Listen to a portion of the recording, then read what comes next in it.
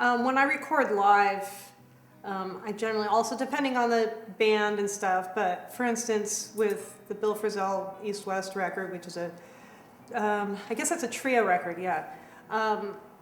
It's a combination. I do a board mix, which are just all the mics that I'm also using in the room, and I have a stereo microphone which I put down in front of the band, and I combine the two. The stereo mic gives it ambience, it makes it feel alive. It's not a board mix. Some board mixes are very untrue to what really went on.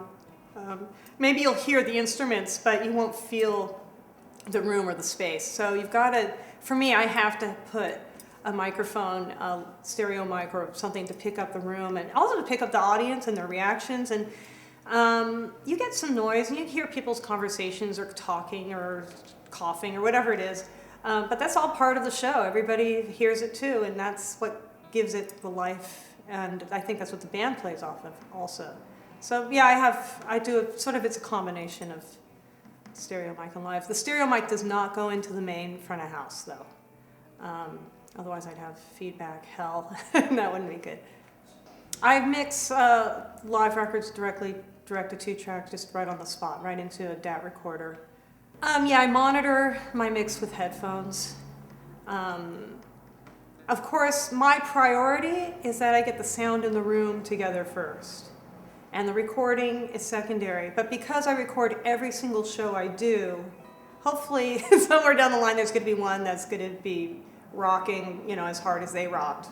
That's really, but I make, the priority is getting the band to sound good in the room, because we got people, paying customers out there who want to hear a good show.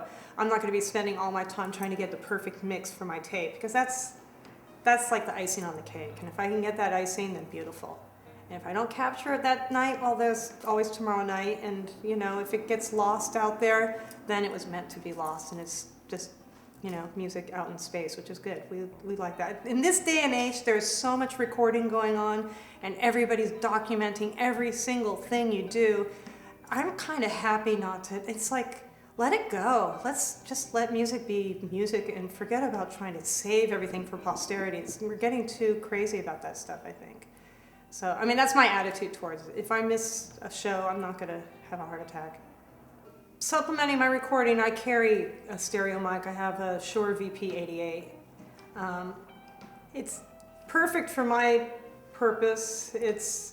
I think it sounds great. It's a really versatile microphone. I don't only need to use it for recording. I can use it in a piano or as an overhead on drums or over vibraphones. It's a great microphone.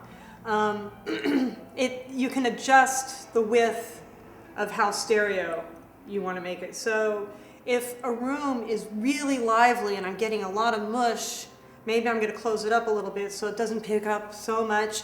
Or sometimes, the other day I did a concert in Grace Cathedral in San Francisco, huge cathedral, where actually I had a lot of it because I wanted to hear the reverberation of the room, and that microphone picks it up. It's very clear, and it's also easy to travel with. It's super strong microphone. If I drop it, I'm not going to freak out. It's not a tube mic or a ribbon mic. It's durable. And I don't put it very far away from the band. I try to keep it close to the source. With acoustic music, I have the liberty to do that because they're working as an ensemble, and I can pick up their ensemble sound just with that one microphone. It'll pick up the whole stage, and that's a great thing. So combining that with a board mix, which is very sterile through headphones, you can really incorporate the liveness from the stage. Sometimes you can hear the musicians laughing or, whatever, and that's a nice thing to be able to capture. The VP88 does have mid-side capability. Okay. I use it as a stereo, but actually I need to play around with it more. I've been using it for years, and I just sort of found a way that it works for me. But it would be fun to try mid-side or to put one side out of phase. People say, "Oh man, you should try that," and I haven't actually done that, but maybe one of these days I'll play around with it some more and see what other sounds I can get from it. I just found a good thing, and I just keep using it because of that. But that microphone is very versatile. There's lots of options with that. That's also why I like it. It's not limited.